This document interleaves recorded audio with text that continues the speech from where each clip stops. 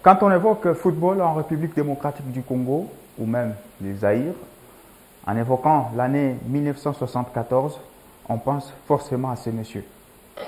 Bon finesse, et égalisation donc par le Zaïre, par Ndaye qui marque donc son 6e but. Pierre Ndaye et Moulamba, mesdames et messieurs, bonjour et bienvenue à ce nouveau numéro de Mémoire des sports qui retrace les grands moments sportifs en République démocratique du Congo, en Afrique ou dans le monde. Et aujourd'hui spécialement, nous allons remonter les temps glorieux du football zaïrois. Alors, avec cet homme, ce personnage, Pierre Ndaye Moulamba, qui est une icône du football africain, mais également du football congolais, qui a connu les hauts, mais également les bas. Alors, on va forcer de rester dans l'histoire sportive, puisque, comme vous le savez, c'est un homme qui a d'autres histoires. Alors, pour ce qui est de la petite histoire sportive, c'est que Pierre Ndaye Moulamba est né d'une famille de 8 enfants, avec un père soucieux de faire de ses enfants des têtes pensantes. Il voulait faire de notre ami Ndaye un instituteur, un enseignant aujourd'hui, sauf que les gamins avaient tout simplement de l'or à ses pieds. Donc, le football qui transpirait en lui et qui voulait justement devenir un footballeur. Il va faire face justement à ces refus-là parental.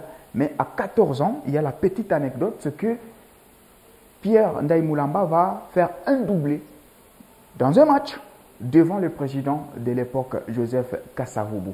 Le papa, Georges Moulamba, sera obligé de céder et donc l'enfant et de le laisser partir dans le monde du football.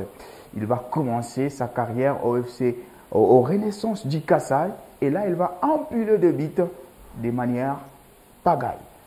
Il va migrer vers l'équipe adverse de l'Union Saint-Gilloise, mais ça sera à 17 ans qu'il va être convoqué pour la première fois dans la sélection zaïroise.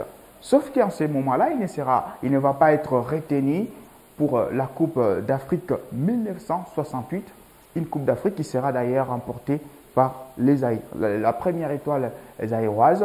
Mais en ce moment encore, la notoriété, la bonne réputation de l'avant-centre sera tout simplement accrue. Il va aller du côté de l'AS Bantou, puis à l'AS Vita Club en 1972. En 1973 d'ailleurs, il va remporter avec Vita Club la première étoile africaine de l'équipe moscovite. Ce sera ce qu'on appelait la Coupe des clubs champions, l'ancêtre de la Coupe de la Confédération. Pour ceux qui suivent le football actuellement, c'est la CDCAF, donc la Coupe de la Confédération. Mais c'est seulement en août 1973 que Pierre Ndaye Moulamba va honorer ses premières couleurs avec la sélection en 1973. Tout d'un coup, ça arrive en 1974, c'est la Coupe d'Afrique des Nations où nous avons un avant-centre qui est donc au sommet de son art. Il va commencer la compétition qui va se jouer en Égypte. Première victime, phase de groupe, c'est la Guinée qui va prendre un doublé de notre avant-centre Pierre Ndaye Moulamba. Il va encore marquer lors du second match, ce sera le nul d'un but partout face à l'île Maurice. Puis, il va remarquer encore un peu plus face au pays hôte, cette fois en quart de finale, l'Égypte, où il sera justement à 6 buts. Alors, il y a une finale face à la Zambie. Pierre Ndaye Moulamba va planter un doublé. Sauf que la défense va encore encaisser. Ce sera 2 buts partout. En ce moment-là, il y avait un règlement qui stipulait en cas justement d'égalité parfaite, vous allez rejouer les matchs. Il n'y avait pas de prolongation, comme on dit. Donc, 2 jours après, il y aura une autre finale, République démocratique du Congo, face au Chipolopolo de la Zambie. Cette fois encore, notre ami Pierre Moulamba va planter un autre doublé pour donner le deuxième sacre au Zaïre cette fois, puisqu'après 1968, c'est 1974, 2-0 face à la Zambie. Et donc, les Zaïre de l'époque va remporter. Ils seront réussis, ces Zaïrois, par Mobutu, qui va dire en face de Pierre Ndaye que je n'oublierai jamais, puisque je vous ai demandé de ramener ces sacres à la maison et vous l'avez fait. Alors, pour continuer justement notre petite histoire, je vais vous laisser d'abord suivre justement cet extrait.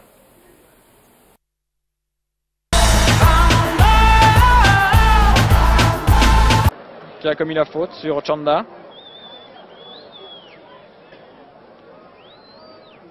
Ah, le Zaïre, s'il veut égaliser, il faudrait qu'il accélère le rythme. Centre sur Kipongé. Ballon récupéré par Mana. Ndaye. Et finalement, Musangue dégage sur Ndoye, puis Kakoko. Kidumu. Kipongé. Et sans doute tir de Kipongé. Non. Coup en finesse. Et égalisation. Égalisation donc par le Zaïre, par Ndaye. Ndaye qui marque donc son 6e but dans ce tournoi. Là, j'ai l'impression que la défense zambienne est un peu restée figée sur cette action. Il y avait 2 joueurs. Je ne comprends pas très bien là sur la touche. Je pense que le juge de touche avait levé son drapeau. Mais le but est malgré tout accordé par l'arbitre. Donc offerte aux Zaïrois. Alors qu'il reste à peu près 2 minutes à jouer. 3 joueurs sont là pour tirer ce coup franc. Le mur zaïrois se forme. Et but! But! But pour le Zaïre. But, je pense, de Ndaye. Sur la touche, les joueurs zaïrois se précipitent sur Ndaye. Ah, vraiment, je n'y croyais plus. Ndaye vient de marquer le but vainqueur, je pense. À 2 minutes, il y avait 2 joueurs. Je ne comprends pas très bien là sur la touche. Je pense que le juge de touche avait levé son drapeau. Mais le but est malgré tout accordé par l'arbitre. Donc offerte aux Zaïrois. Alors qu'il reste à peu près 2 minutes à jouer. 3 joueurs sont là pour tirer ce coup franc. Le mur zaïrois se forme. Et but! But! But pour le Zaïre. But, je pense, de Ndaye. Sur la touche, les joueurs zaïrois se précipitent sur Ndaye. Ah, vraiment, je n'y croyais plus. Ndaye vient de marquer le but vainqueur, je pense, à 2 minutes de la fin donc, de cette rencontre. Alors, dans cette Coupe d'Afrique des Nations-là, la République démocratique du Congo va remporter et puis Pierre Ndaye Moulamba va finir meilleur buteur. Il va planter 9 buts, ce qui va rester un record absolu jusqu'aujourd'hui. Un record un peu menacé en 2021 avec l'avant-centre camerounais Vincent Boubacar, mais qui n'a pas été touché puisque le Camerounais va finir à 8. Jusqu'aujourd'hui, aucun autre joueur africain, lors de la phase finale de la Coupe d'Afrique des Nations, n'a jamais marqué 9 buts, à part l'homme que nous sommes en train de décrire aujourd'hui, Pierre Ndaye Moulamba. Alors, il va rentrer. Malgré sa grande histoire, sa grandissime histoire, il n'a pas connu en tout cas des soirées où on faisait hommage à lui. Sauf qu'en 1994, nous sommes à Tunis, la capitale tunisienne, où Issa Hayatou, de Reste Mémoire, qui nous a d'ailleurs quitté cette même année, il va tenter d'honorer la légende congolaise du football. Il va lui remettre une médaille. Nous sommes en 1994. Tout de suite après, le ministre des Sports de l'époque va demander à Pierre Ndaye Moulamba de lui remettre cette médaille afin que celui-ci donne au président de l'époque Mobutu. Sauf que Pierre Ndaye va refuser. Et ce refus va lui coûter trop cher. Puisqu'à son retour à Kinshasa, il sera tout simplement brutalisé avec sa famille, fouetté. Il va même perdre un fils parce qu'il avait 3 enfants. Le dernier, c'était le fils qui va trouver la mort. Et celui-ci va se réfugier au Cap. Nous sommes en Afrique du Sud en 1995. Pour colmater, Joseph Blatter, alors président de la FIFA, va encore organiser une autre soirée en 2005 pour honorer justement les prouesses de Pierre Ndaye. Il va rentrer au pays, mais cette fois, ça sera un tout petit peu trop tard. Des hommages un peu timides. Mais il y aura justement à avoir des très beaux hommages. Ça sera en 2009. Nous sommes à l'aube, alors que l'Afrique s'apprêtait à organiser sa première Coupe du Monde en 2010.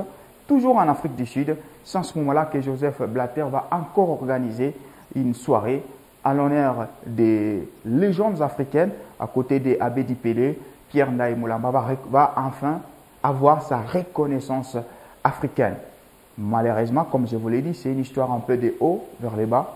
Il va trouver la mort suite aux maladies successives. Ça sera le 26 janvier 2019, toujours en Afrique du Sud. Il était exilé, ça il ne faut pas l'oublier, une légende du football qui s'est exilé en Afrique du Sud. Et d'ailleurs, dans la plupart de ses interviews après son exil, il va parler de l'Afrique du Sud comme étant sa propre nation ou sa seconde nation. Il va donc mourir à 70 ans. Il s'est retiré du monde du football à 38 ans. Voilà un tout petit peu l'histoire, un peu controversée si on peut dire ainsi, d'un homme qui aura marqué le football, mais qui aura quand même une vie un peu difficile puisqu'il va mourir dans l'anonymat le plus total alors que son Congo, le Congo natal, semblait un tout petit peu le rejeter. On vous a donc parlé de Pierre Ndaye Moulamba qui déjà a connu d'abord le premier défi avec son papa qui ne voulait pas qu'il soit footballeur et puis la nation zaïroise ne l'a pas traité comme tel puisqu'il va finir en tant qu'exilé. Mesdames et messieurs, on va finir justement ces mémoires des sports avec un peu la question.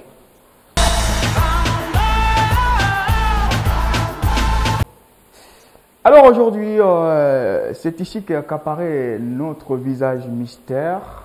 J'espère que vous les voyez déjà. N'hésitez pas de nous dire de qui il s'agit. Pour l'indice, il évolue dans l'athlétisme. Alors il a été longtemps le concurrent, même s'il n'a pas fait les poids d'un certain Jamaïcain Usain Bolt. Alors dites-nous de qui il s'agit. Ce sera en commentaire. Vous allez voir les numéros affichés et nos différentes adresses numériques. C'est là que vous allez répondre. Donnez-nous les noms de ces personnages. Et Joël Bagnois reviendra pour vous tailler toute une grande histoire de celui-ci. Mesdames et messieurs, c'est la fin déjà de ces numéros de Mémoire du Sport. Je vous retrouve très prochainement. Sinon, restez curieux suivant nos programmes. Et surtout, abonnez-vous pour ces petits programmes qui retracent les grandes histoires des sportifs. Au revoir.